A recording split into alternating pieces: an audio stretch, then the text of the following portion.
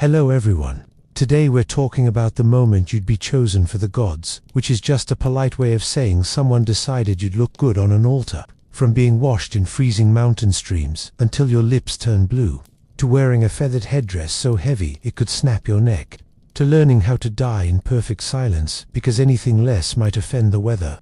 Take a moment to like this video and subscribe, but only if you enjoy wandering through the stranger corners of history with me. And tell me in the comments where you're watching from and what time it is for you. I like knowing exactly which corner of the world I'm keeping from sleeping. Let me tell you about the person you could have been, not in a different career pathway. I mean the version of you that wouldn't be alive long enough to complain about your boss. You'd be chosen for sacrifice, which sounds dramatic until you realize chosen is just an elegant word for we've picked you. And no, you don't get to opt out. One day, you're minding your own business, helping in the fields or running messages through the temple courtyard, and then a priest with suspiciously perfect posture singles you out. Maybe it's your symmetrical face, your unblemished skin, your habit of not drooling during public prayers. Whatever it is, it's not luck. And if you were born in the Andes under the Inca, maybe your parents kept you just a little too clean, dressed you a little too neatly, and someone noticed your ideal. Congratulations, you're also doomed. Of course, nobody calls it that. In public, it's framed as the greatest honor. You'll walk with the gods, become part of the sun's warmth or the mountain's breath. People will talk about your selection in hushed, reverent tones, though, privately, a few neighbors will be relieved it's you and not their kid. The word sacrifice is dressed up in so much sacred poetry, you might think you've just been awarded a scholarship. The process isn't random. Across cultures, it's never random. Among the Aztec, prisoners of war were prime candidates, but not just any prisoner. No, you had to be physically impressive enough to impersonate a god for a whole year. In the Inca Capacoca rituals, they preferred children, perfect, untouched, and pure enough to be trusted alone on the high mountains with the spirits. The Mocha looked for beauty and symmetry, the Carthaginians for lineage. Somewhere, a group of elders or priests debates your worthiness while pretending they can hear the gods whispering. Sometimes, it's not even people making the choice. Omens get involved. A certain bird lands on your roof, or your birth coincides with an eclipse, and suddenly, everyone's convinced you've been marked. The marking isn't a tattoo or anything you can point to, it's worse. It's the kind you can't wash off, because it exists entirely in other people's heads. And here's the best part, you can't refuse. That would be like telling your king you've decided rain is optional this year. Refusal isn't defiance. It's blasphemy, and blasphemy, well, that's just another fast track to the altar, except with less ceremony and more bruises. So now, you belong to the temple, not metaphorically, the same way a bowl, a feather headdress, or a gold figurine belongs to the temple. You're an object, but an object that can breathe, eat, and walk on its own, which is great for them, because they like their offerings ambulatory. If you think someone might step in to save you, maybe your parents, maybe the person you were hoping to marry, they won't, they can't, and deep down, they might even believe it's right, because if you don't go, the gods will be angry, and angry gods don't send polite letters. They send drought, plague, and the kind of crop failure that makes everyone very quick to remember the one time you muttered about not liking the temple's music. You're still standing there in your ordinary clothes, barefoot, dusty from the path, but already, you've stopped being you. You're a symbol now, a living promise of rain, fertility, or victory in battle. And whether you're going to a mountaintop, a temple platform, or a sacred lake, the path has already started under your feet. And if you're wondering what happens next, what they do to you once the gods have claimed you, well, that's where the preparation begins. From the moment your selection stops being a whispered temple secret and becomes a public announcement, life flips like a badly balanced canoe. You don't find out through a personal letter or a quiet chat in the garden. No, it's a ceremony. There's incense, there's drumming, and there's a priest with that smug, slow delivery that makes you want to skip ahead to the part where you can get back to your day. Except you can't, because your day, your whole life now belongs to the gods, and everyone knows it. The words are carefully chosen. They don't say we're going to kill this person. They say, this one will walk in the footsteps of the divine, which sounds beautiful, like you're being sent on a hiking trip sponsored by eternity. In reality, it means you're now the village's most delicate piece of perishable religious equipment. Almost instantly, The way people look at you changes. Friends don't make casual jokes anymore. Neighbors lower their voices when you pass. The baker hands you bread like he's afraid to bruise it, and by extension, you children stare, wide-eyed, unsure if you're blessed or cursed, which, honestly, depends on how much you like breathing. Your parents, they're navigating a cocktail of emotions nobody should have to drink. There's pride, because in many cultures, Inca, Aztec, even certain Polynesian groups, this is the highest honor a family can receive. There's fear, because, well, obvious reasons. And then there's the awkward social performance of pretending not to cry when the high priest visits. Tears aren't a good look when you're supposed to be radiating cosmic approval. The temple reinforces the narrative. You are no longer an ordinary human, you're sacred property, a walking extension of the altar. That means no more aimless wandering, no slipping off to gossip by the river, and certainly no public displays of bad temper. Every step you take is now part of the offering, and if you trip over a goat in the market, someone will interpret it as a bad omen for the maize harvest. In Aztec Toxcatl festivals, if you were the chosen Exiptla, the living image of a god, people would bow to you in the streets. They'd treat you as the deity themselves, offering flowers, food, even personal prayers. And while part of you might enjoy the attention, the other part knows every smile is just another reminder. This will end with you on a stone slab under the sun. In the Andes, a Capacoca child's announcement might be quieter, but no less irreversible.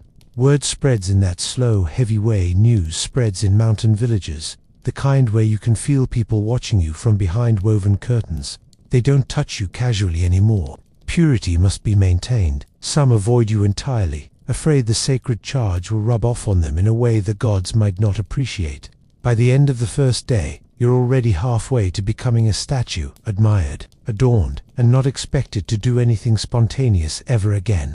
You're moving through the same streets you grew up in, but it's like walking through a dream where you can't touch anything, and everything you do will be remembered, not as something you did, but as part of a ritual you didn't choose. And now that you've been claimed publicly, the next step is obvious. They have to make you look the part, which means clothes, ornaments, and an alarming amount of grooming. The moment the announcement settles into the gossip bloodstream, the temple takes charge of your body like it's an overdue renovation project.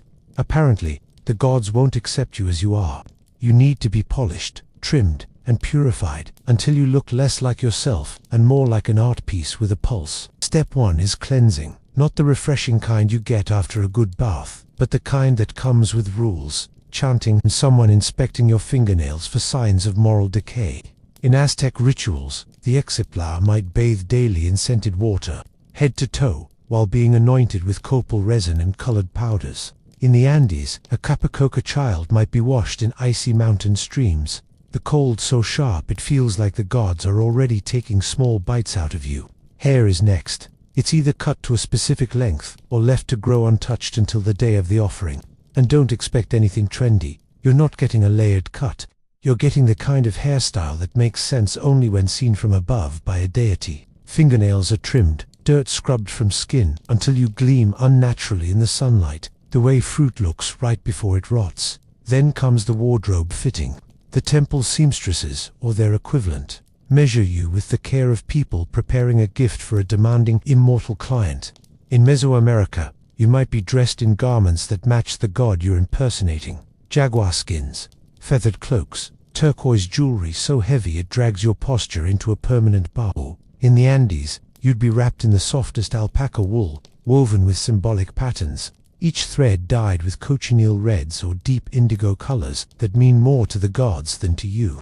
There's an obsessive focus on purity. No blemishes, no scars, no signs you've ever lived a life that involved falling out of a tree or tripping on a stone. If you do have imperfections, they're either hidden under paint or strategically ignored. After all, a flawless offering reflects well on the community. An imperfect one might say, the village couldn't be bothered to find a better human. Your diet changes too. In Aztec ceremonies, the victim might be given delicacies, usually reserved for nobility, honey, cacao, amaranth, cakes, not out of kindness, but because you're being fattened into a symbol of abundance. In Inca rituals, coca leaves might be chewed to ease the altitude and suppress hunger during the long journey to the sacrifice site. In both cases, every bite you take now has ritual value. You're no longer eating for yourself, you're eating for the god's approval rating. And here's the detail that sticks with you. From now on, nothing about your appearance or health is casual. Your skin is rubbed with oils, your lips painted with plant dyes, your wrists and ankles encircled by charms. You start to feel less like a person and more like an object that will be placed very carefully in a specific spot, which, to be fair, is exactly what's going to happen. But before that moment comes, there's another transformation, not of the body, but of the mind. Because it's one thing to look ready for the gods, it's another to believe you're meant for them. Looking the part is easy enough, or at least, it's easier than what comes next. Because the temple doesn't just want your body looking perfect for the big day. They want your mind properly aligned with the cosmic narrative. And aligned is a polite way of saying rewired, so you'll walk to your death without screaming. They don't call it brainwashing, of course. They call it instruction, guidance, preparation. It starts quietly. The priests or elders tell you stories. At first they sound like bedtime tales, myths about heroes who journeyed to the gods, who now live among the stars, watching over their people. In Aztec Toxotel, the Exiptla hears every detail about the god they embody, their triumphs, their rage, their favorite flowers, until the line between this is a deity and this is you starts to blur. You're kept close, away from ordinary life. No market noise, no idle gossip, no chance for someone to slip in with a whispered you could run. In Andean Capacoca rituals, children were taken on long, slow journeys to the mountain shrines, surrounded by attendants who treated them with almost theatrical reverence. Every step reinforced the idea, you're special, you're chosen, the gods are expecting you. And really, who wants to disappoint the gods? You start rehearsing your role. In some cultures, you might learn chants or prayers, not because you'll live long enough to need them daily, but because your final words are part of the offering. The exact way you walk, kneel, or hold your hands, all of it is practiced. It has to be flawless. This isn't a moment you can wing. There's also a soft isolation built into the process. You don't get to hear the doubt in other people's voices, only the certainty of those who believe this is destiny. The Inca might keep a Capacoca child in a state of quiet seclusion, with attendants shielding them from anything impure, arguments, illness, even sadness. It's a kind of emotional quarantine, where the only infection allowed is acceptance. And yet, no matter how carefully they wrap it in sacred language, you feel the edges of the truth. You know the end isn't a metaphor. But here's where the conditioning gets clever. They don't try to erase your fear. They redirect it. You're told that if you falter, if you fight, the gods might turn their anger on your family, your community, the harvest. Fear stops being about you and becomes about everyone else. Suddenly, compliance isn't cowardice, it's protection. By the time they're done with you, you can stand on a temple platform or a mountaintop in thin air, knowing exactly what's coming, and keep your face calm. People watching from below will think it's serenity. In truth, it's the stillness of someone who's been taught, day after day, that any other expression would be worse than dying. And once you've been shaped into this perfect vessel, mind and body tuned for divine reception, it's time to give you the finishing touches. Not in secret, not in shadow. In public, where everyone can see the sacred gift they're about to lose. By now, you've been groomed, polished, and mentally adjusted to the point where you're halfway between a human and a ceremonial object, which is perfect, because the next step is to make you look exactly like the offering the gods supposedly ordered. And no, this isn't pick an outfit you like, it's become a walking altar display. The temple has been preparing your clothes for weeks, maybe months. They're not just garments, they're an entire theology stitched into fabric. In Aztec ceremonies, the Exiptla didn't just wear nice clothes, they wore the gods' clothes. If you were standing in for Tezcatlipoca, for example, you'd be wrapped in black body paint, golden ear spools, and a feathered headdress big enough to shade a small plaza. It wasn't about flattery. It was about erasing the line between person and deity until the crowd could barely tell the difference. In the Andes, a Capacoca child would be dressed in finely woven alpaca wool, dyed with colors that meant something to the mountain gods. Deep reds for life, whites for purity. Tiny tunics and mantles would be fastened with silver or gold pins, sometimes shaped like llamas, because in the Inca worldview, the offering wasn't just you, it was everything you symbolized. The herds, the land, the empire's prosperity. Face paint wasn't optional. Pigments made from crushed minerals, plants, or insects were brushed on in precise patterns, each line, each curve carrying a meaning you might not even be told. Your hair might be arranged in a style reserved only for the divine, with braids, beads, or feathers arranged in patterns that could be read by those who knew the code. In some Polynesian sacrifices, victims were tattooed or painted with motifs that marked them as spiritually claimed. Jewelry was more than decoration. A necklace of shells might connect you to the ocean, even if you'd never seen it. Bells tied to your ankles could make you audible to the gods with every step. And gold, always gold, not because it was shiny, but because it was seen as the sun's own flesh. Wearing it meant you were literally wrapped in light. And here's where the irony kicks in. All this beauty isn't for you. You'll never get to enjoy it outside the context of people staring at you like they're previewing the menu. The richer the clothing, the more painfully clear the message. This body, this life, is a gift that must be impressive enough to please an immortal. When the dressing is done, you're not you anymore. You're an icon. The people who knew you before will see you now and flinch slightly. Not because they don't recognize you, but because they do, and they also know they'll never speak to that version of you again. You've been absorbed into the pageantry, pinned in place by silk cords and gold clasps. And once you're wrapped in symbols and colors and the weight of everyone's expectations, it's time to match the outside to the inside. Which means your mouth, your stomach, and even your hunger are about to be put under the temple's control. By now, you're dressed like a divine gift basket, but you still have one unrefined element left, your stomach, because, according to the temple, the gods are fussy eaters, and they expect their offerings to arrive seasoned, not with spices, mind you, but with a diet plan. And no, you don't get to pick it. If you were standing in for a god in the Aztec world, you might be fed like royalty in the final days, honey, cacao, tamales, stuffed with amaranth seeds. It's not kindness, it's symbolism. A well-fed sacrifice is a prosperous sacrifice. Your rounded cheeks and healthy glow are as much a message to the gods as the prayers being mumbled over you. You're basically being marinated in luxury. In the Andes, if you were a Capacoca child, the rules were different. You might start with a period of abundant feasting, maize beer, rich stews, only to be shifted into a ritual fast before the final ascent to the mountain shrine. Coca leaves might be given to dull hunger and make the thin air more bearable. The change in diet isn't just physical, it's a slow reminder that you're leaving behind the food of the living for the sustenance of the gods. In Polynesian and some Southeast Asian traditions, fasting before sacrifice was about purification, emptying the body so the spirit could travel light. In other places, certain foods were forbidden entirely. No salt, no meat, no strong-smelling herbs.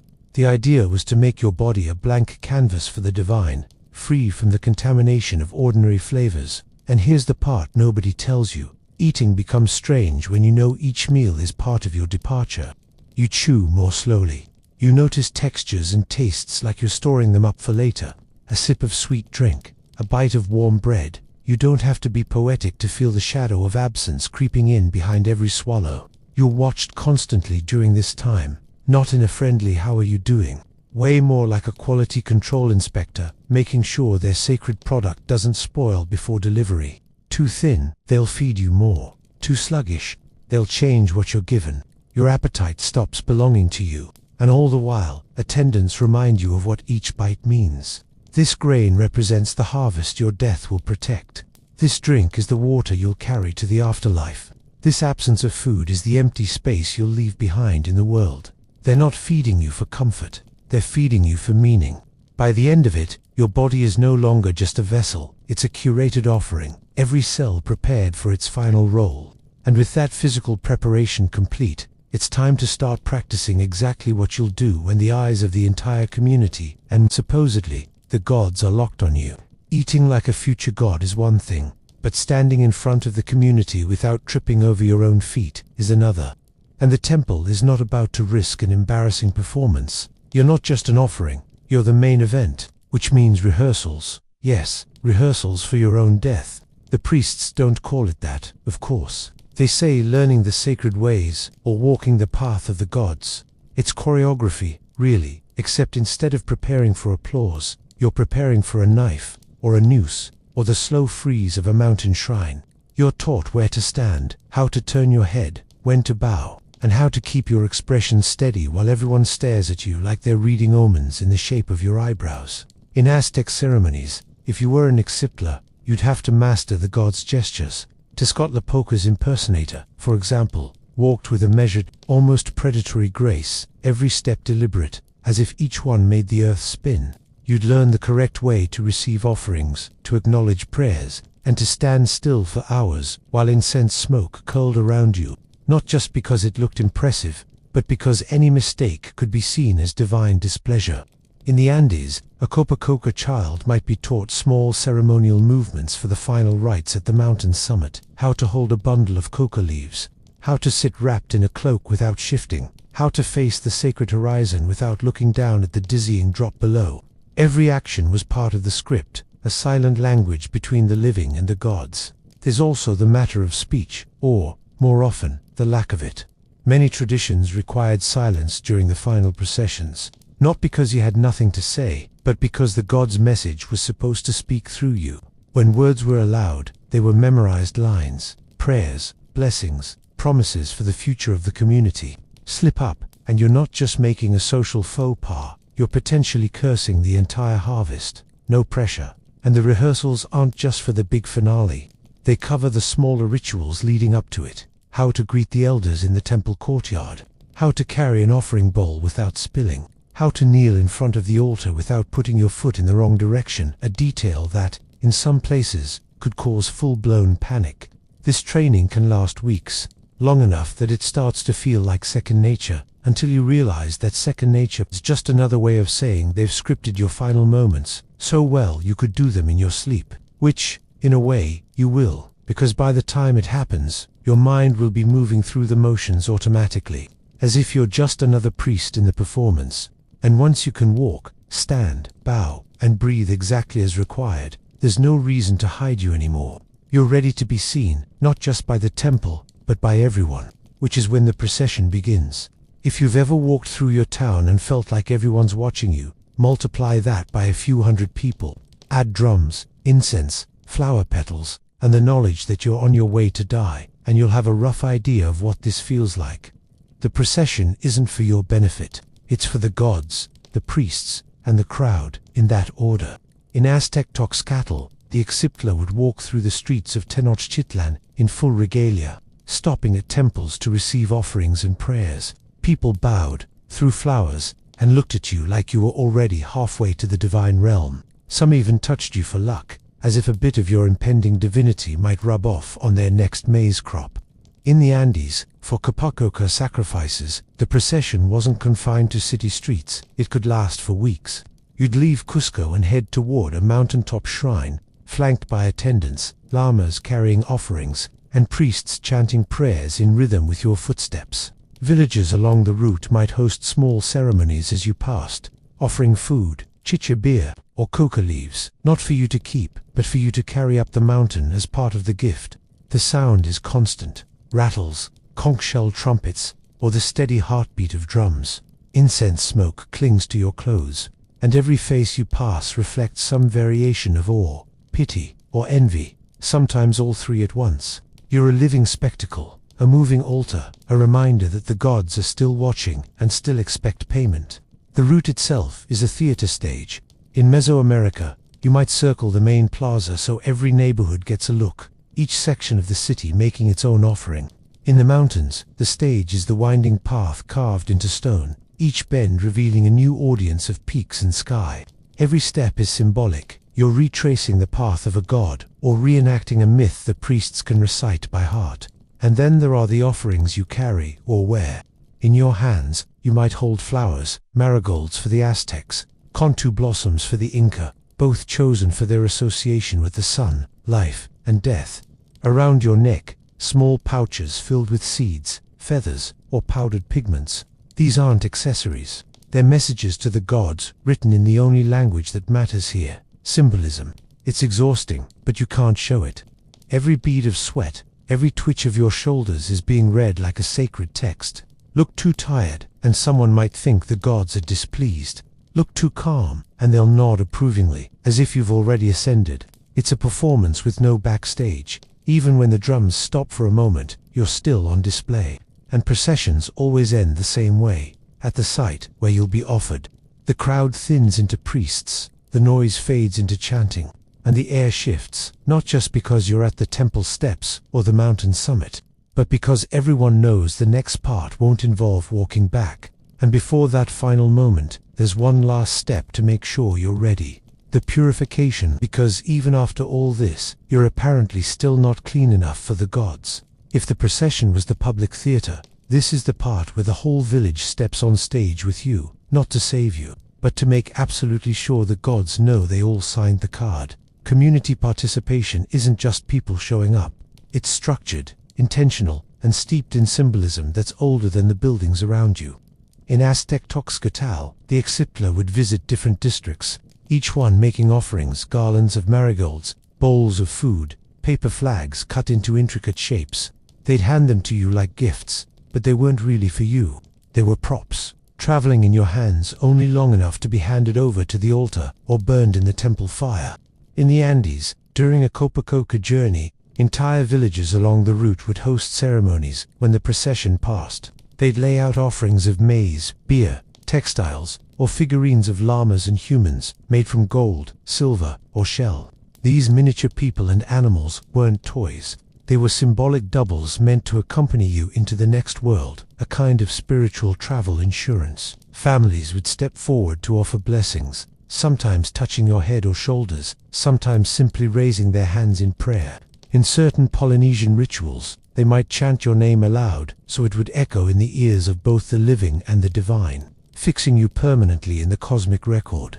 And yes, some people would cry, but quietly, because too much open grief could be read as challenging the god's choice. There's also a strange inversion of intimacy here.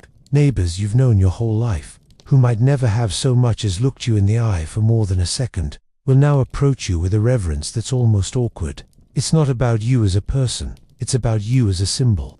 Your individuality has dissolved into something collective, the embodiment of everyone's hopes for rain, fertility, or victory. And yet, tucked under all this solemnity, there's a subtle current of relief in the crowd. You are the one going, not them, not their child. Every blessing they give you is also a small act of self-preservation, a way of making sure the gods see their gratitude for the arrangement. The irony is that, for all this attention, you're still kept at arm's length. In many traditions, physical contact is limited, as if too much human touch might contaminate your ritual purity. People might lay gifts at your feet instead of placing them in your hands. They might bow instead of hugging you. Even here, surrounded by familiar faces, you're being reminded you're not part of their world anymore. When the last family steps back, the air changes. The offerings have been given, the blessings spoken, the tears swallowed. The community's part is done. Now it's back to the priests and their next move, to strip away the last traces of earthly dust and hand you over to the gods in perfect ceremonial condition. At this point, you've been washed before, dressed before, blessed before, but apparently, none of that counts. The final purification is a whole new round of making you worthy, because if there's one thing priests excel at, it's finding new ways to make a ritual longer. They start with water. Always water. But not the ordinary kind. This is water pulled from a sacred spring, a mountain melt, or a temple cistern that hasn't been touched by uninitiated hands. In Aztec ceremonies, it might be scented with herbs or flowers. In the Andes, it might be ice cold and poured in a thin stream that runs down your neck and spine like the gods are taking one last shiver-inducing taste. The point isn't comfort, it's cleansing, in both the physical and spiritual sense. Then comes the anointing. Oils, resins, or ground pigments are rubbed onto your skin in patterns that look decorative, but are, in theory, functional protective seals meant to guard your spirit on its journey. Copal smoke curls round your face in Mesoamerica. In the Andes, it might be the sharp, sweet burn of Palo Santo. The smell clings to you like a second set of clothes. Your attendants handle you with deliberate care, like you might crumble if touched the wrong way, which is ironic, considering what's about to happen to you. In some cultures, the priest will feed you symbolic offerings during this stage, a sip of maize beer, a pinch of ground maize, a few coca leaves, not for nourishment, but to bind you to the gods in a final act of acceptance. Then the blessings begin. Not the quick, mumbled ones people give before dinner, but long, elaborate recitations that make you feel like you're being described in a language older than the ground you're standing on. In Aztec rites, these might be invocations calling the gods to receive their image. In the Andes, they might be prayers to the mountain spirits, asking them to watch over you as you cross into their world. If you thought this would feel comforting, it doesn't. It feels like the entire community is collectively pushing you out of the human category and into something else entirely. Every chant, every sprinkle of water, every pass of smoke over your head is another reminder you're no longer you, your cargo being prepared for delivery. And this isn't rushed. The pace is slow, deliberate, theatrical. Priests don't just bless you, they show the blessing to the audience. They raise their hands, they pause dramatically, they let the words hang in the air like incense. The crowd watches in silence, and you can almost hear the weight of their expectations settling on your shoulders. When it's done, you're spotless, physically, spiritually, symbolically. Not a hair out of place, not a smudge of dust left on your skin, which is perfect, because the gods, apparently, are very picky about presentation. And now that you've been purified one final time, there's nothing left between you and the ritual itself. Next comes the part they don't rehearse, the part where all this careful preparation meets the blade, the rope, the stone, or the cold. This is the point where the pageantry stops pretending. Up until now, everything has been flowers, feathers, polished gold pins, all the beautiful distractions humans invent when they don't want to look the ending in the eye. But here, the ritual narrows into one purpose, delivering you to the gods in the exact way that tradition demands. And it's never random. The method is chosen not for efficiency, but for symbolism. In the Aztec world, heart extraction was the gold standard. If you'll forgive the phrase, especially for war gods like Huitzilopochtli, you'd be laid back on a stone slab, for attendants holding your limbs while the priest used an obsidian blade, sharp as glass, to open the chest in one swift motion. The heart was lifted high so the sun itself could see it, still beating, before it was placed in a sacred vessel. The speed wasn't mercy, it was precision. The gods had to receive you in peak condition. In the Andes, Copacoca sacrifices were often slower but no less deliberate. High-altitude shrines demanded methods that left the body intact for eternity. Strangulation, a blow to the head, or burial alive while drugged with coca and alcohol. So death came quietly in the thin air. The point wasn't gore, it was preservation, so your body could continue serving as an offering long after your breath stopped. Other cultures had their own rules. In Polynesia, strangulation or drowning might align with the sea gods. In ancient Carthage, children offered to Baal Hammon were placed on a sloped altar where they slid into the flames, a gesture meant to send them upward with the smoke. In each case, the method was a message written in the language of the gods: blood for life, smoke for ascension, breath for wind, ice for eternity. And here's the detail outsiders often miss: the victim's composure mattered. If you fought, screamed, or thrashed, it could be seen as a bad sign, even an omen that the gods weren't pleased. That's why all that psychological conditioning mattered. They'd rather have you still and silent, your body cooperating with the symbolism, than risk turning a divine ritual into an awkward wrestling match in front of the community. The tools themselves were sacred. The obsidian blade wasn't just a knife, it was the tooth of the gods, honed to a shine that could split a hair. The wooden club in the Andes wasn't just for striking, it was carved with patterns invoking the mountain spirits. Even the ropes used for strangulation might be dyed or braided with symbolic colors. You weren't being killed in the everyday sense. You were being transferred, handed over like a gift wrapped in layers of meaning.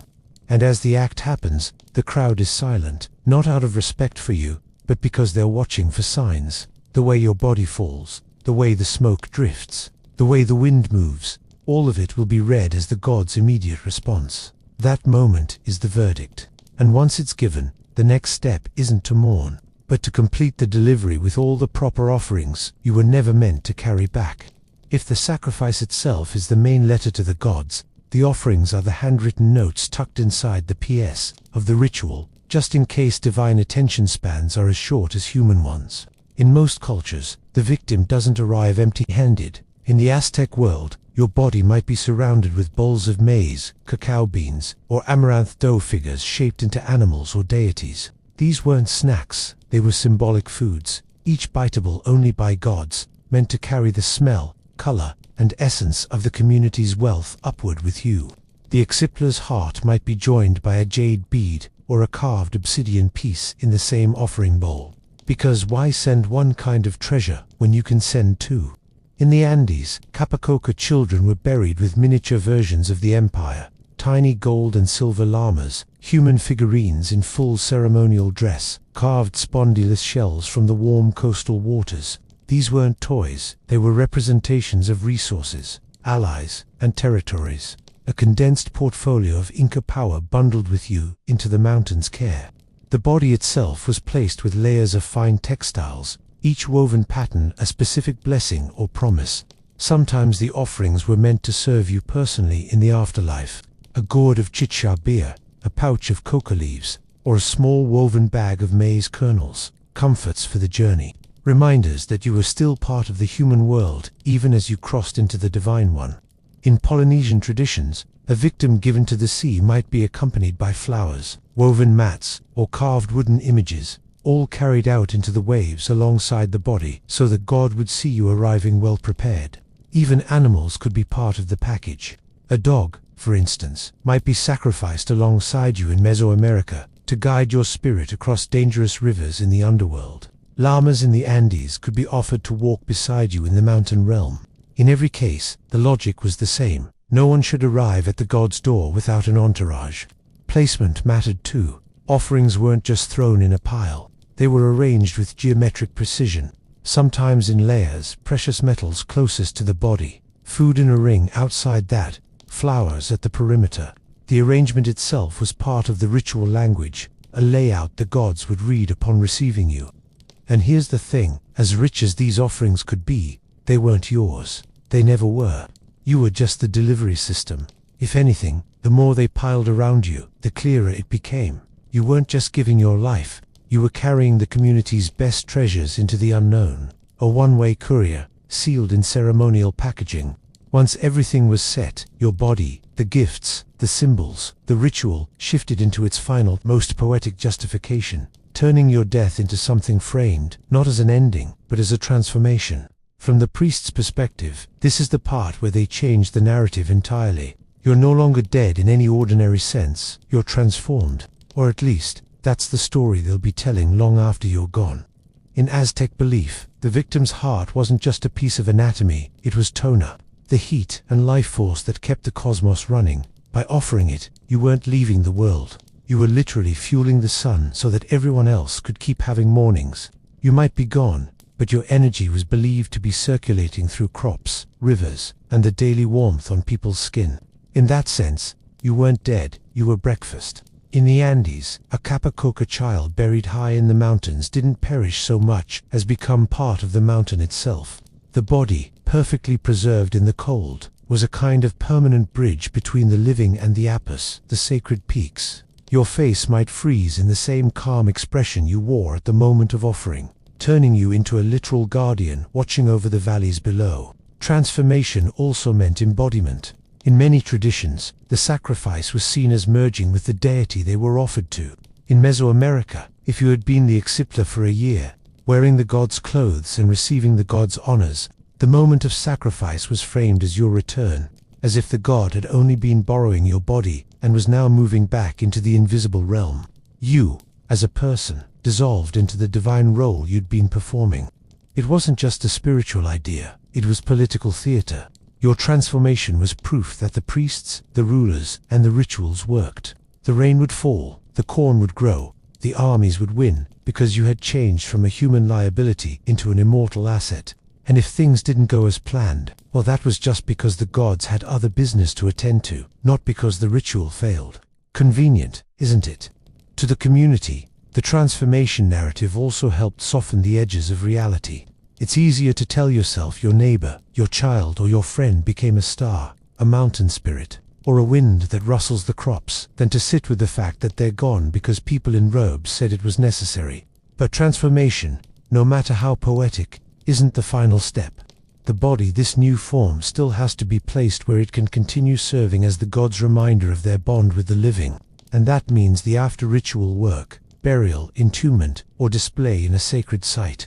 Once the sacrifice is done, the ritual doesn't just stop. The body, now officially part of the god's property, has to be placed somewhere it can keep working, a silent reminder that the community paid its dues. In the Andes, a Capacoca child would be seated in a small stone chamber near the mountain's summit, wrapped in layers of fine textiles, surrounded by the offerings you carried.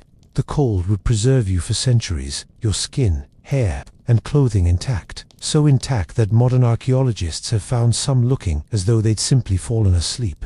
The Inca didn't see it as burial so much as enthronement. You were stationed there, eternally present, watching over the valleys and crops below. In Mesoamerica, remains might be placed in a temple precinct or buried beneath altars, ensuring your body stayed close to the god you'd been given to. In some cases, skulls were displayed on tempantly racks, not as gore, but as proof of devotion, a visual tally of offerings made to keep the world in balance. Each one was a receipt in bone form. Sometimes the body wasn't the point at all. The memory was annual festivals might honor the sacrifice, with songs and dances reenacting your role in the ritual. In Polynesian traditions, the site of sacrifice might become taboo, sacred, and avoided by most except priests, the ground itself holding the charge of what had taken place there. The community's relationship to you changes again here. In life, you were treated like an object.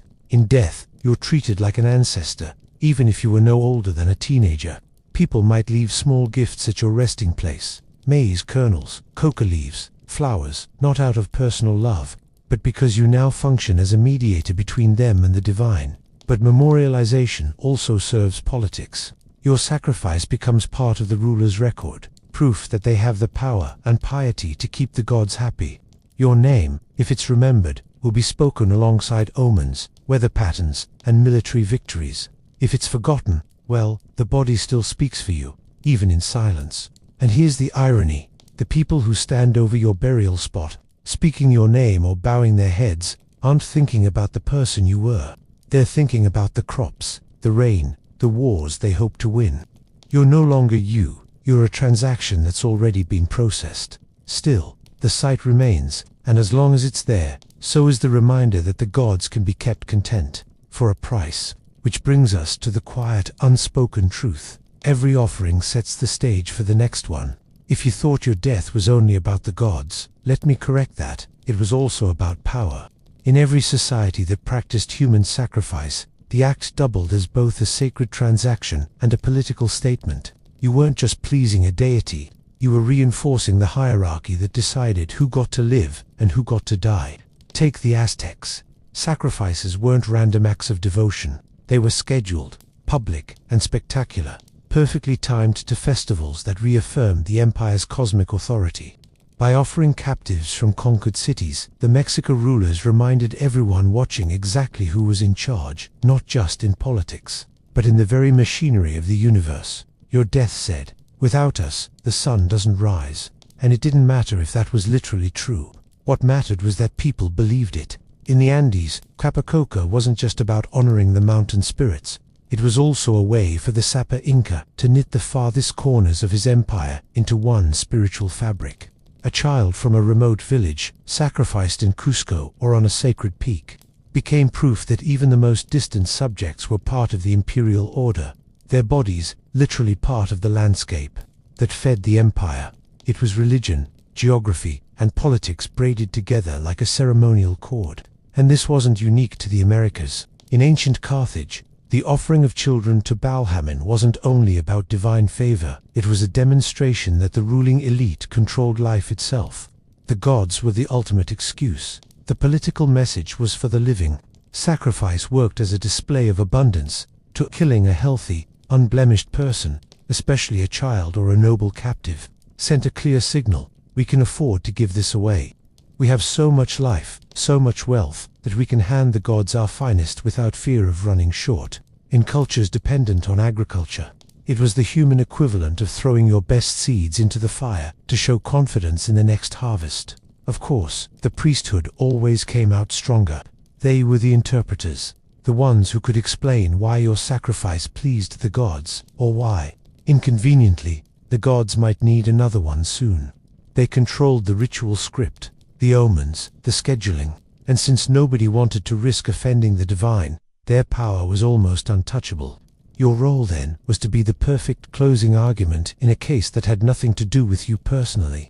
You were the proof of the ruler's legitimacy, the priest's authority, and the community's devotion. Whether you were remembered as a hero, a saint, or just that offering we made during the drought depended on how the politics shifted afterward. And maybe that's the final truth of it. Being chosen for sacrifice meant your life stopped belonging to you the moment the priests called your name, but your death, that never belonged to you either.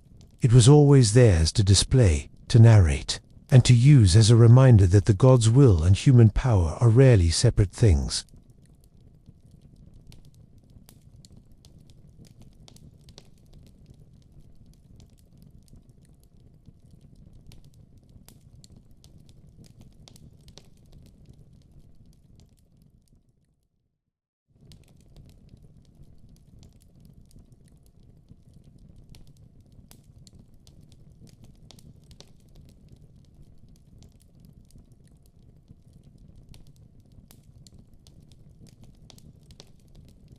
The child was never just picked. The word implies a coin toss, or a casual glance followed by a lazy nod.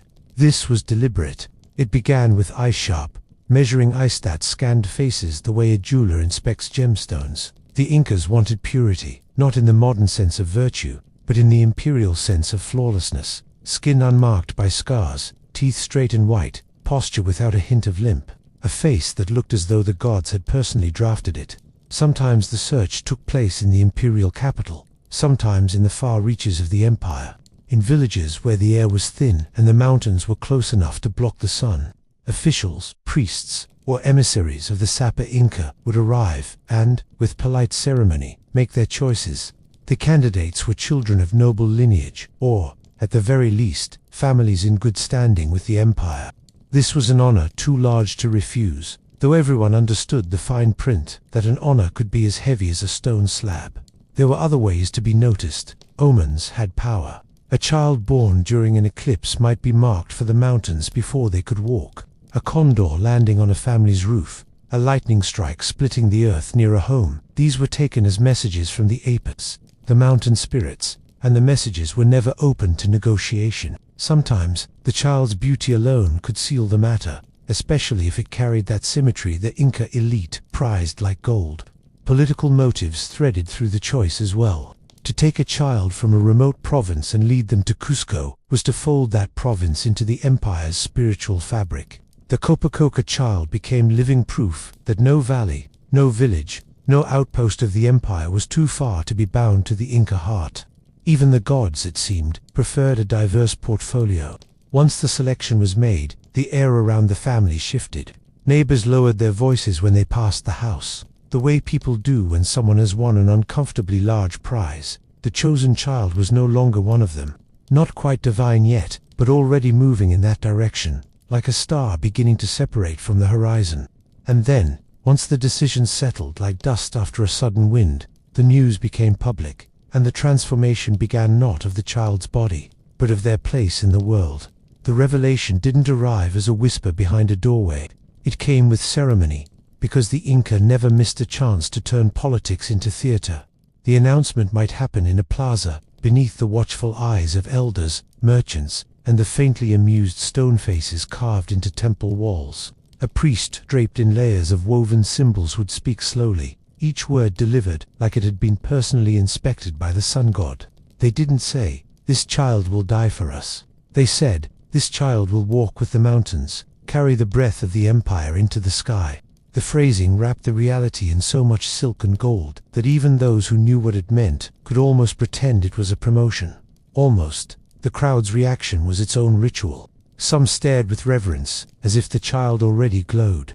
Others avoided eye contact entirely, muttering small blessings into their hands. Friends stopped making jokes, laughter replaced with a kind of careful politeness, usually reserved for statues. Even the way people stepped around them changed slower, more deliberate, as though they feared the gods might be watching and taking notes. For the family, the performance was more complicated. Pride had to sit neatly alongside fear, and both had to be dressed up for the public gaze. Tears were swallowed, not because they weren't there, but because they didn't fit the official script. In the eyes of the empire, this was the highest honor a household could receive. To To appear reluctant was to invite whispers about disloyalty. From that moment, the child's life no longer belonged to the rhythms of the village. The temple claimed it. Movement became deliberate, conversation limited, the freedom of childhood replaced with a constant awareness that every step, every breath, every blink might be part of the god's preparation. Even a stumble in the dust could be interpreted as a bad omen for the harvest. And yet, despite the tightening circle, the real transformation had barely begun. The next step wasn't about speeches or social distance, it was about scrubbing away the last traces of the ordinary, until the body itself looked ready to stand before the mountains. Before the mountains could claim them, the child had to be cleansed in it, in the way people wash before a festival, but in the way an object is prepared before it's placed on an altar. The process began with water, though never the ordinary kind that filled clay jars in a courtyard. This was water that carried its own biography, melted from high snow, drawn from sacred springs, or fetched from rivers whose names were spoken like prayers. The baths were ceremonial and unhurried. Attendants, often women chosen for their own ritual purity, would pour the water over the child in thin, deliberate streams, chanting as the cold climbed from toes to scalp. It wasn't meant to be pleasant. The sting in the skin, the shallow gasps of breath, these were part of the offering. Small rehearsals for the surrender still to come. After water came the oils, thick resin-scented. They were rubbed into the skin with circular motions, tracing invisible patterns known only to the priesthood. In some rites, ground plants and flowers were mixed into the oil Palo Santo for protection, herbs to carry messages to the Apus. The scent clung to the child's body, a constant reminder that they now moved in a space where even smells were curated for the gods. Hair was next. It might be cut to a precise length, arranged in patterns that spoke in the coded language of the empire, or left untouched entirely, as if each strand had to witness the journey. Fingernails were trimmed, dirt worked from under them with patient care, skin polished until it caught the light in a way no farmer's child's skin ever did. Every gesture served two purposes: to prepare the body physically, and to strip away the signs of ordinary life. Scratches from climbing trees, stains from the earth, the scent of smoke from a family hearth all erased. What remained was something unblemished, almost unnatural, as if the child had stepped out of the human world and into a more fragile, more dangerous category. But purity wasn't just about skin and hair. Soon, the transformation would deepen, woven, stitched, and clasped into place, with garments that weren't merely worn, but inhabited. Clothing was never just clothing in the Inca world. It was biography, prayer, and political statements stitched into one. For a Capacoca child, the garments were not chosen for comfort or personal taste. They were assembled like an argument meant to persuade the mountains themselves. The fabric came first, alpaca or vicuna, wool so fine it felt less like hair and more like water trapped in solid form. The threads were dyed with colors that had lives of their own, deep cochineal reds drawn from insects crushed into powder, whites so bright they seemed to drink sunlight, indigos pulled from plants with the patience of weeks. Each hue had a role: red for vitality, white for purity, black for the earth's fertile depths. Tunics, unku, and mantles were cut small and perfect, fastened with tupu pins of silver or gold, sometimes shaped like llamas, sometimes like miniature people, silent companions in metal. These pins weren't decoration. They were contracts, binding the wearer to the symbols of empire. Around the waist, a woven sash, patterned with geometric motifs that could be read like a script by those who knew the code. Ornaments extended beyond cloth. Feathers, macaw or condor, were fixed into headdresses, bright as jungle dawns or dark as highland nights. Necklaces strung with beads, shells from the coast, or small hammered gold discs lay against the skin, each one a reminder of how far the empire's reach extended. The child might carry tiny pouches, two filled with seeds, powdered minerals, or coca leaves, not for personal use, but as part of the offering they embodied. When fully dressed, the transformation was unsettling. The child no longer looked like someone's son or daughter. They looked staged, as if their body had been turned into a portable shrine. The garments weren't made to endure daily life, they were designed to endure memory, to be seen once and carried forever in the minds of those who watched them walk away. And yet, even the finest cloth and the brightest feathers couldn't complete the offering alone. The body inside had to be tuned like an instrument, its appetites, its rhythms until it fit the god's idea of perfection. Food became part of the ritual the moment the child was chosen. What they ate, when they ate, even the way they chewed, was no longer decided at the family hearth. It was dictated by the temple. Meals stopped being acts of nourishment and became steps in an unspoken recipe, preparing the body for its final role. In the beginning, the offerings to the child's plate were generous. Bowls of maize stew rich with herbs, roasted meats, and thick maize beer chicha was set before them, not to spoil them but to declare abundance. A healthy, well-fed sacrifice was a prosperous sacrifice, and rounded cheeks could send the gods a message of plenty before a single word was spoken in prayer. Then, without warning, abundance gave way to restraint. The transition was deliberate, a narrowing of the diet that mirrored the narrowing of the child's time in the world. Portions grew smaller, ingredients simpler. The variety of flavors thinned until the meals felt more like symbolic rehearsals than feasts. Salt might be withheld, meat replaced with plain maize cakes, as if seasoning itself were too worldly to carry up the mountain. Coca leaves appeared in the diet, their bitterness masked by ritual. They eased a strain of thin air and dulled the ache of long days walking toward the shrine. Sometimes alcohol accompanied them, not enough to intoxicate, but enough to quiet the body's natural protests against cold, altitude, and fear. Every bite was meant to mean something. A handful of maize wasn't just granite, was the promise of a harvest. A sip of chicha wasn't refreshment, it was the water the offering would carry into the realm of the apis. Even the fasting, sharp and hollowing, was a kind of speech to the gods, saying, "This body is now empty of human need." But the Inca knew the stomach was only one part of the transformation. The mind had to be made ready, too trained, to walk the path without hesitation, and to meet the mountain without flinching. The mind was shaped more carefully than the garments, more patiently than the gold pins. It began with stories told not once, but over and over until they settled deep into the quiet parts of thought. Tales of the apis, the mountain spirits who guarded valleys and rivers, who sent rain or withheld it, who could see a single act of disrespect from leagues away. In these stories, the children chosen for Capacoca never died. They ascended, became guardians themselves, standing forever on the peaks to watch over their people. Isolation was part of the design. The chosen child was kept apart from the laughter and unpredictability of ordinary life. No marketplace chatter, no noisy games, no sudden distractions that might tug them back toward human habits. The attendants who surrounded them behaved with choreographed reverence, speaking in measured tones, never letting their own doubts or grief bleed into the air. In such a world, the child's own sense of self began to thin, replaced by the role they were meant to play. Repetition worked like a sculptor's chisel. The same prayers, the same gestures, the same reassurances that this was the greatest honor any human could receive. Days and nights blurred into a single pattern. Wake, walk, listen, pray, prepare. Doubt was never confronted directly, it was starved of space to grow. Fear, of course, couldn't be erased. The Inca priests knew this. Instead, they redirected it. Fear was not for the child's own pain or ending. It was for the fate of the community, should they falter.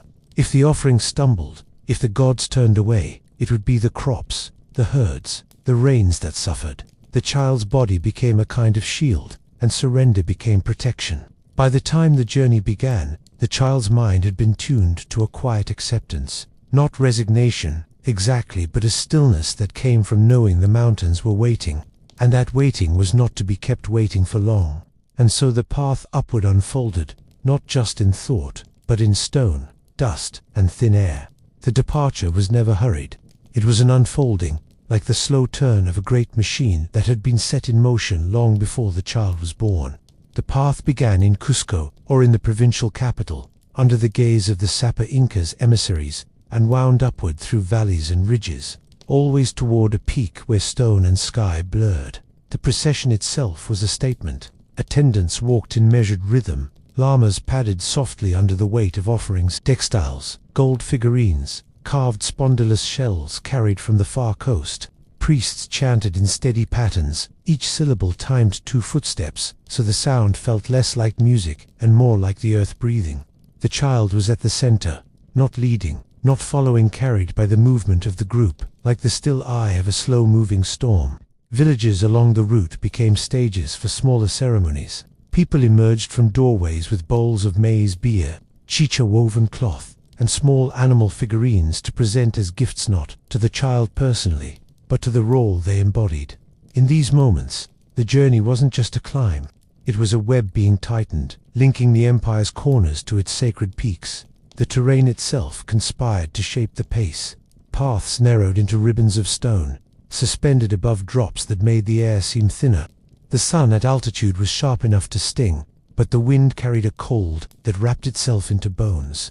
Nights were spent in prepared waystations, where firelight cast the shadows of lamas, priests, and the chosen child onto walls blackened by centuries of smoke. With each turn of the path, the mountains drew closer, their silence thick enough to swallow the clink of ornaments and the whisper of cloth. The destination was never in doubt. Its shape had been fixed in the minds of everyone present, but its approach had to be felt, step by deliberate step, until the thin air and the gods themselves seemed to merge into the same presence. And once that presence was within reach, there was one more task before the offering could be made: the final cleansing, sharper and colder than any that had come before. At the mountain's crown, the air was so thin it seemed reluctant to enter the lungs. This was where the final preparation took place, stripped of the pageantry that had accompanied the earlier stages. Here, the silence was not ceremonial, it was environmental. Even the wind moved with caution, brushing the skin like a hand that didn't want to wake the stone beneath it. The water for the cleansing was melted from snow moments before it touched the child's skin. It slid down the spine in sudden, glacial rivulets, carrying with it whatever trace of earthbound life might still cling. There was no warmth to temper it, no comfort in the sensation. Discomfort was part of the offering, a last proof that the body could endure what the gods required. Incense followed the water. Resin and herbs, palo santo, aromatic leaves, and rarer plants carried up from the lower valleys, were burned in clay bowls, the smoke curling upward as if it knew the way. The child was turned slowly in place so the smoke could wrap around them, coat them in a scent meant to be legible to the appas. Prayers here were not long. They were sharp, focused, aimed at sealing the bond between offering and mountain. The priests moved with deliberate care, adjusting ornaments, smoothing fabric, checking that pins and braids lay exactly as intended. Every detail was a message, and the gods were assumed to be exacting readers. By the end, the child stood as still as the stone altars waiting nearby, skin bright from cold and oil, breath slow in the thin air. Nothing in their posture spoke of hesitation. Hesitation would not be carried to this height. And then came the moment when all this stillness, physical, mental, and ceremonial, was broken, not by movement, but by the method chosen to send them into the keeping of the mountain. On the high peaks, death was shaped to last. The chosen methods were not designed for spectacle, no spilling of blood onto temple steps here, but for preservation. The Apus valued guardianship, and guardians needed bodies intact enough to endure centuries of wind and ice. Sometimes it was quick, a blow to the head, delivered with a stone or wooden club carved for this sole purpose, its patterns invoking the mountain's protection.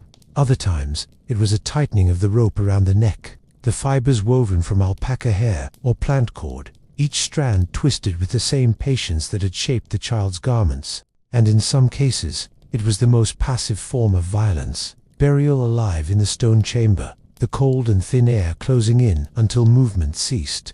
The coca leaves given earlier did their part, blurring the edges of consciousness. Alcohol softened the body's instinct to resist. The child would be placed in a seated position, knees drawn to chest, arms folded, as if simply preparing to sleep. This was not for comfort, it was the posture of eternity, the same used for mummified ancestors, whose presence was kept alive in ritual. The act itself was done with an economy of movement, each gesture practiced and repeated through generations. There was no shouting, no chaos, only the final, small adjustments of hair, of pins, of cloth over the shoulders. The stillness at the end was meant to mirror the stillness of the mountains themselves. And then, once the breath was gone, the offerings could be set in place, gold and silver lamas, textiles, and figurines transforming the body from a person into a permanent envoy between the living and the peaks.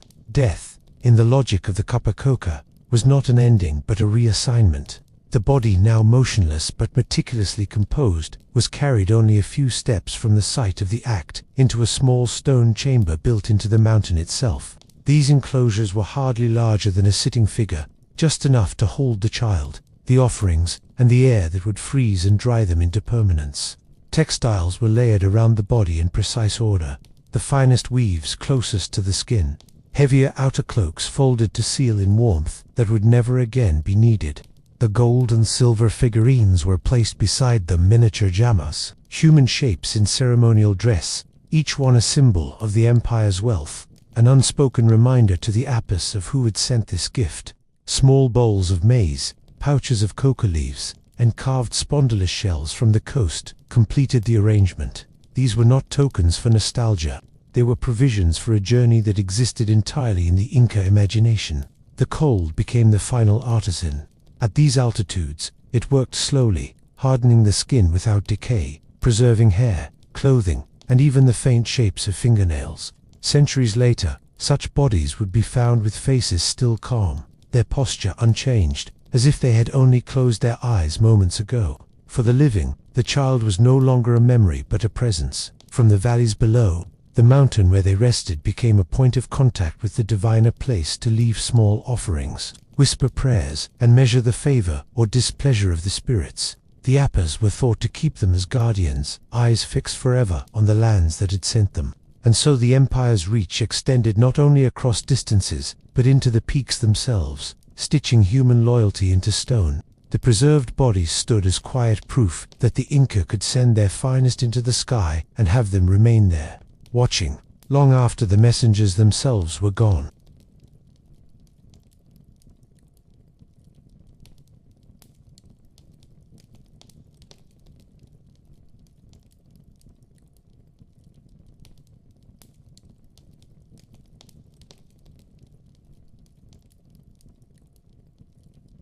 Willingness is a tricky word. It suggests choice, but in many ritual contexts, choice was something more sculpted than spontaneous, like a statue agreeing to its own carving. In societies where the gods were treated as landlords and the world as rented property, offering oneself could be framed as the ultimate rent payment. And once the language of honor was applied, saying no stopped being an act of self-preservation and started looking suspiciously like treason. Across cultures, the idea of walking toward death without struggle was never just about personal courage. It was a transaction, life traded for cosmic balance, political stability, or agricultural certainty. In some cases, the volunteer was a family's greatest asset, turned into proof that their loyalty reached beyond the grave. In others, the act was so tied to myth that refusing it would be like a character stepping out of a story halfway through.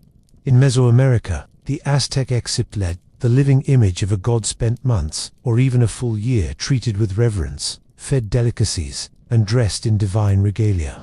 The role came with the unspoken agreement that the end was fixed from the start. In the Andes, Capaco children were chosen from noble families or remote provinces, their journey to the mountaintop framed as both an honor and a duty. And in parts of Polynesia, victims offered to see gods might step onto the canoe or into the surf without hesitation, because the act had been narrated to them since childhood as the correct conclusion to their life's story. Here, willingness wasn't measured in words but in posture, the slow, deliberate pace, the calm face, the absence of last-minute negotiation. No one needed to shout, "I am ready." The readiness was woven into the way they moved, the way the community watched, the way the path toward death was prepared so thoroughly it felt more like continuation than interruption. But willingness rarely grew from nothing. It needed root stories, heroes, and divine precedents that made the idea of dying on cue seem less like a loss and more like a reenactment of something greater. And that thread leads directly into the myths that taught entire cultures how to die well. No one invents their own script for dying. The lines are handed down, polished by retelling, set in the mouths of gods and heroes so often that stepping into them feels like stepping into an inheritance. Myths gave these deaths shape and, more importantly, made them seem inevitable. In the Aztec world, the sun itself was believed to have been born from such a choice. The story of Nanahuatzin, humble, and frankly, no one's first pick told of how he hurled himself into the divine fire when others hesitated. From that leap, the sun rose, and from that leap came the precedent, the The smallest act of cowardice could stall the machinery of the cosmos, and the right death could keep it running. Every Exiptler knew they weren't the first to walk toward the flames. They were just replaying a role that had already lit the sky. In ancient India, the tale of Satitha's self-immolation of a devoted wife on her husband's funeral pyre tangled love, loyalty, and cosmic order so tightly that refusing it could feel like breaking more than one law at once. In its idealized form, it wasn't about despair, but about following the beloved into the next world, a gesture sanctified by gods and cemented in poetry. The Norse sagas did their own work on the imagination. Warriors were promised a seat in Valhalla if they died in battle, never in bed. While not always framed as a volunteer death in the ceremonial sense, the willingness to meet the sword rather than the sickness grew from the same root. Myth made the violent end a ticket to somewhere better. Even the Pacific had its own narratives. In Hawaii, the Luakeen temple sacrifices could be seen as continuations of ancestral alliances, the chosen victim stepping into the role of a spirit emissary, bound for the god's presence like an envoy carrying a memorized speech. Myth stripped death of its unfamiliarity.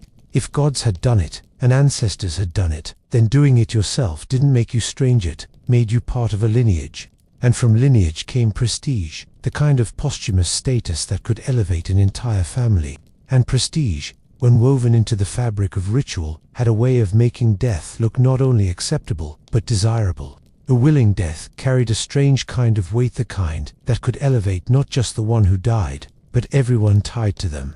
In certain societies, it was the ultimate proof that a family's loyalty to the gods, the ruler, or the empire ran so deep it could be measured in blood.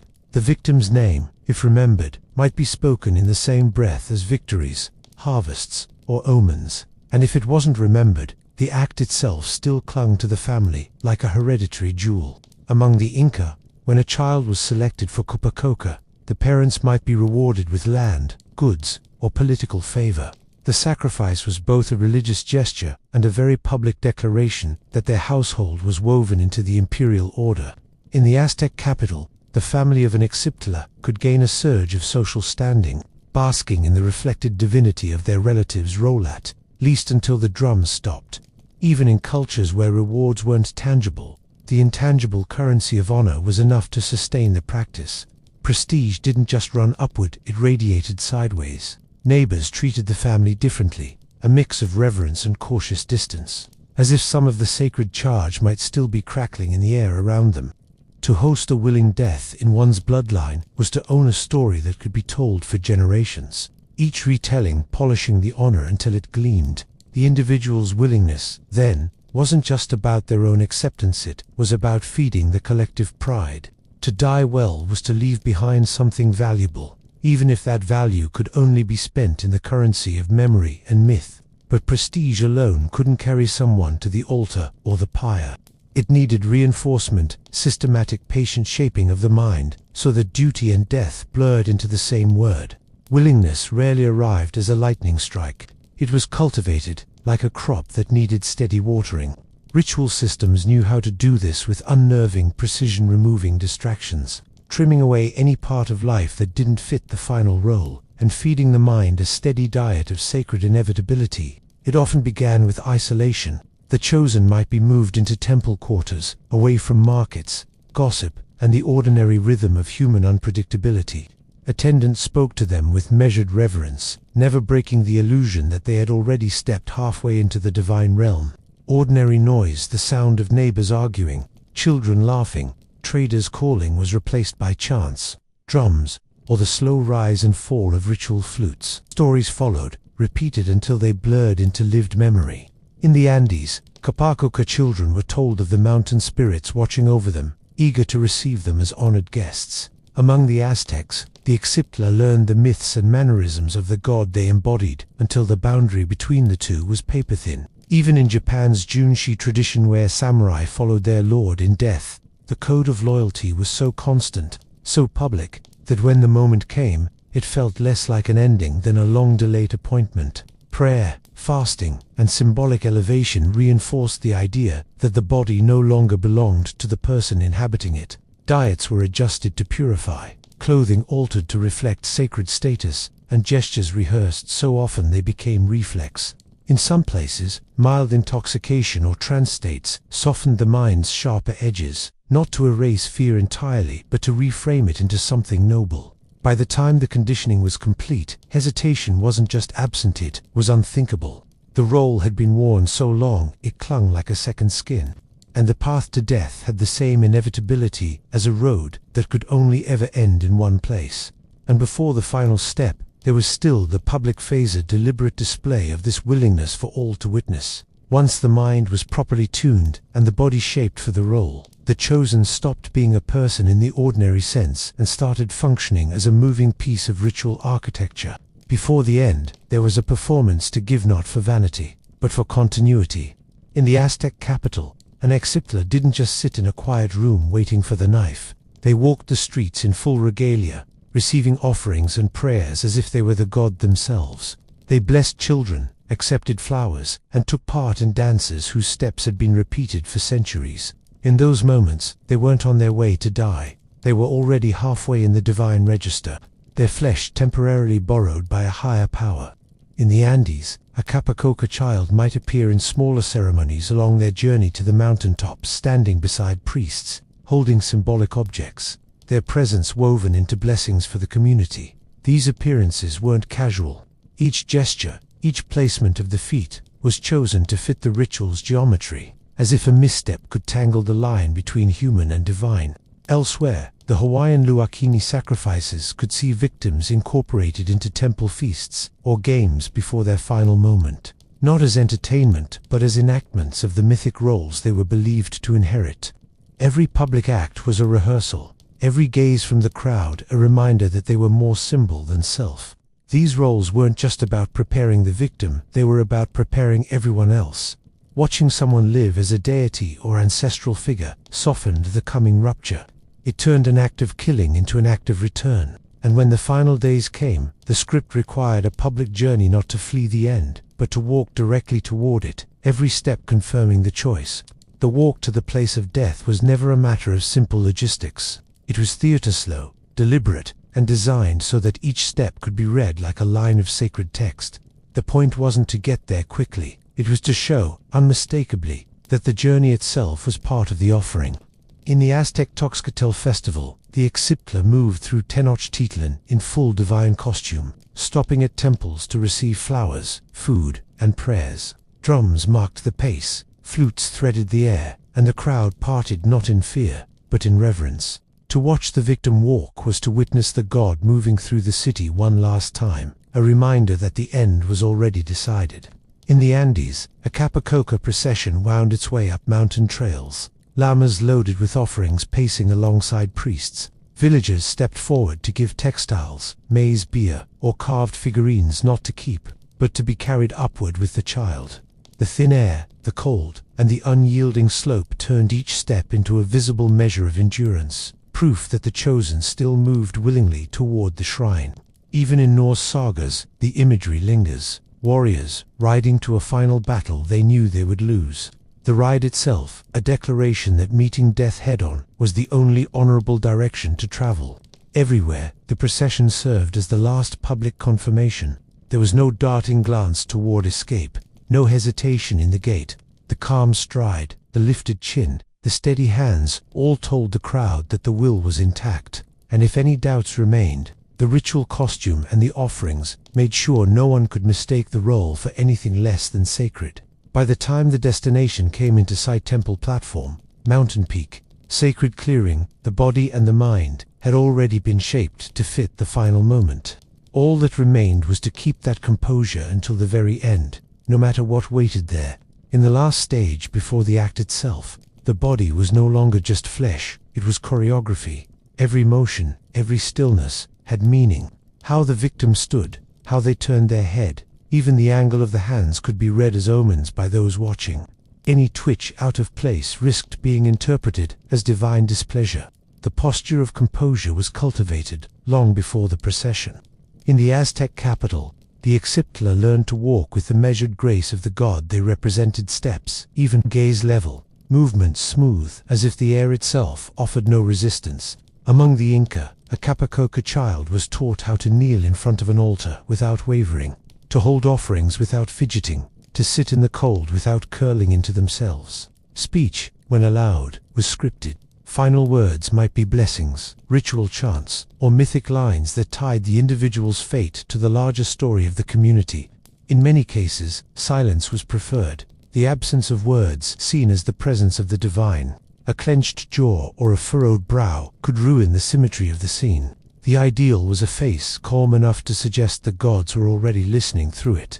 Composure could be aided by substances coca leaves, numbing the edges of fear in the Andes, alcohol loosening the grip of tension in Polynesia, or trance states induced by rhythmic chanting and incense elsewhere. None of these were meant to erase awareness entirely. They simply made it easier for the body to obey the script. By the time the moment came, the person was less an individual and more a figure set into ritual geometry, one more symbol in a carefully composed arrangement. And it was into that arrangement that the method of death would be fitted, chosen for meaning as much as for function. The final act was never chosen for efficiency, was chosen for what it said. The method carried a message, and the message had to be legible to gods, ancestors, and every mortal eye watching. In the Aztec world, a willing Exiptler might be guided onto the sacrificial stone for the obsidian blade, the heart lifted high toward the sun in the same motion that countless others had rehearsed in myth before them. The speed was deliberate, not to spare pain, but to ensure the offering reached the divine in perfect form. In the Andes, the Copacoca ritual often avoided blood entirely. The child might be gently strangled, struck with a ceremonial club, or left in a sealed stone chamber, drugged with coca and chicha until the thin air and cold finished what the ritual began. Preservation was the point, so the body could remain intact as a permanent envoy to the Apis.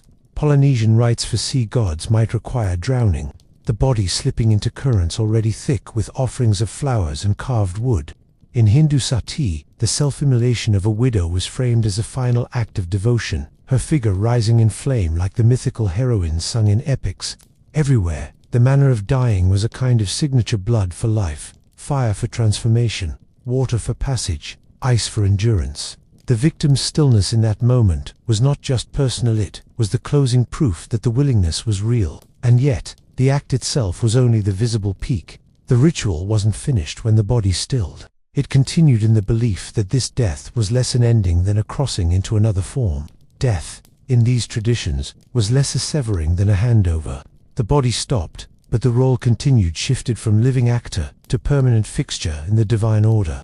What exactly happened next depended on the cosmology, but it was rarely imagined as disappearance. In the Aztec view, the sacrificed might join the sun on its daily journey, escorting it across the sky before transforming into hummingbirds or butterflies, creatures that flitted among flowers, living on nectar like a distilled form of divine sustenance. In the Andes, the Capacoca child became part of the mountain itself, their preserved body functioning as both guardian and messenger.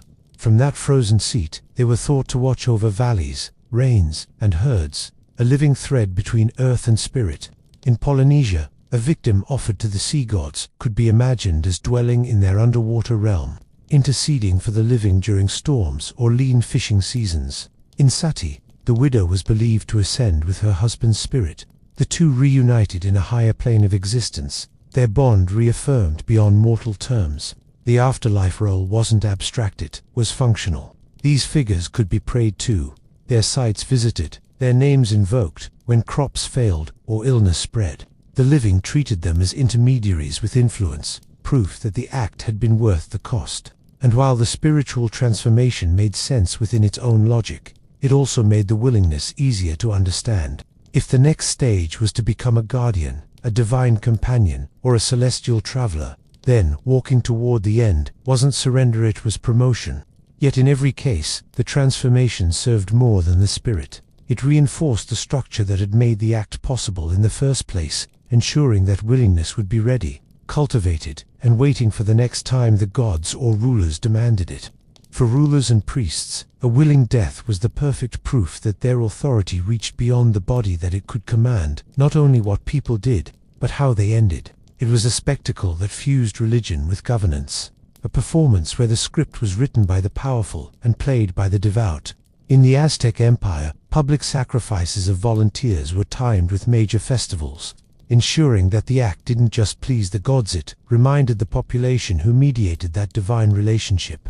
Each calm step to the altar was an unspoken endorsement of imperial legitimacy. In the Inca world, sending a child from a far-flung province to die on a sacred peak wasn't only about feeding the apis.